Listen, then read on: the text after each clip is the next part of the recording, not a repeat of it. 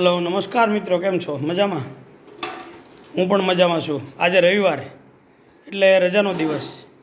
તો ગામમાં વડીલ મુરબ્બી એવા અમારા એક માળી છે અમૃતમાં, જેમની ઉંમર આશરે 100 વર્ષની આજુબાજુ હશે.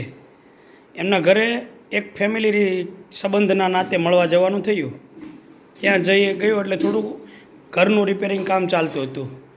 પણ અનાયાસે ઘરની અંદરથી મળેલી એક જૂની અને અમારા મેઘાદાદા જાળોંધરા વખતની વસ્તુ, એટલે કે રામસાગર, જેને ગામઠી ભાષામાં તંબુરો કહેવામાં આવે. તો એ મળ્યો અને માળી સાથે જે વાતચીત કરી અને જૂના સંસ્મરણો તાજા થયા, તો આપની સમક્ષ પ્રસ્તુત કરું છું. એ માળી, અમૃતમાની મુલાકાત, એ રામસાગર. દુલા દાદા હેફાતા ઈએ ગાતા.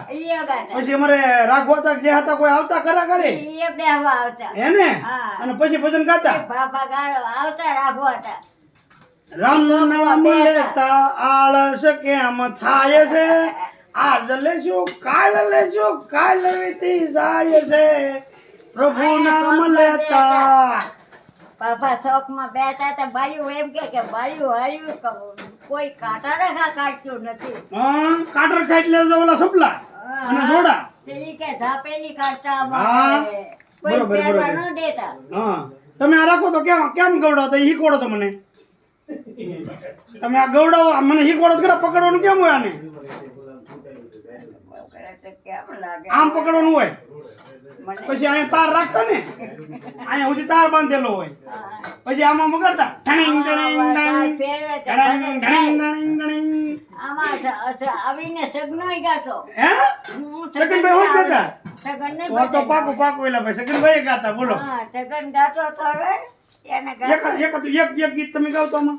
મને એક ખાલી લગ્ન ગીત તો ગાવ ગઢામાં. જેટલું આવડે એટલી લીટી ગાવ. ખાલી એટલી લીટી ગાવ એક લગ્ન ગીત.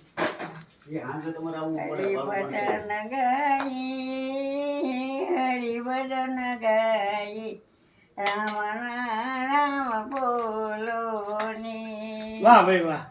રાધે શ્યામ રાધે શ્યામ તારા રામ બોલો ની. અરે વાહ ભાઈ વાહ, મજા આવી ગઈ. ગઢ